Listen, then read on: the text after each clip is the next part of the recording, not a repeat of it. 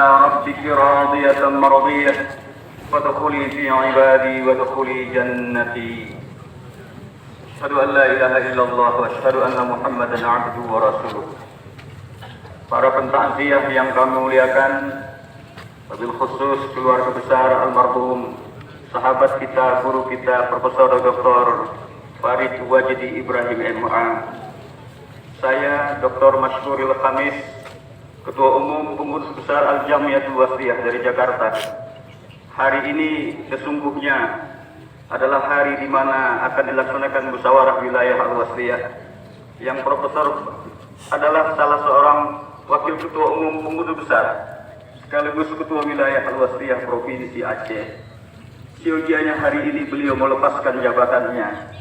Tetapi Allah takdirkan tidak hanya jabatan yang dilepaskan, tapi seluruh apa yang Allah titipkan kepada beliau. Hari ini kita saksikan bersama beliau husnul khatimah. Beliau dalam keadaan husnul khatimah, dalam keadaan jihad di jalan Allah.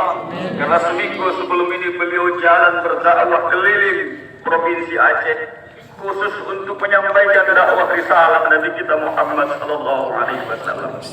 Kita semua bersaksi bahwa sahabat kita, guru kita, Profesor Dr. Farid Wajidi Ibrahim adalah khair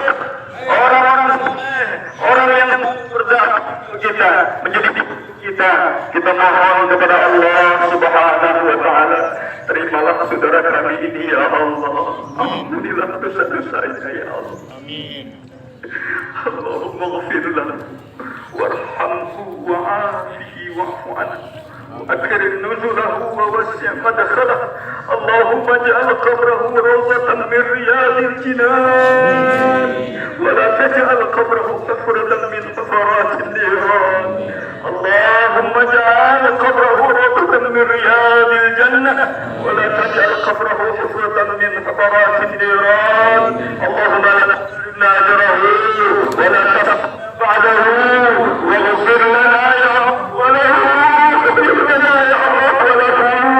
ولإخواننا الذين سبقونا بالإيمان ولا تجعل في قلوبنا غلا للذين آمنوا ربنا إنك رؤوف رحيم والحمد لله رب العالمين. Terima kasih kepada seluruh pentakziah, terima kasih kepada keluarga besar dari Al-Jamiyatul Wasliyah, dari seluruh masyarakat Aceh. Beliau adalah ketua masyarakat adat Aceh. Di samping saya adalah sekretariat beliau dan Pak Gubernur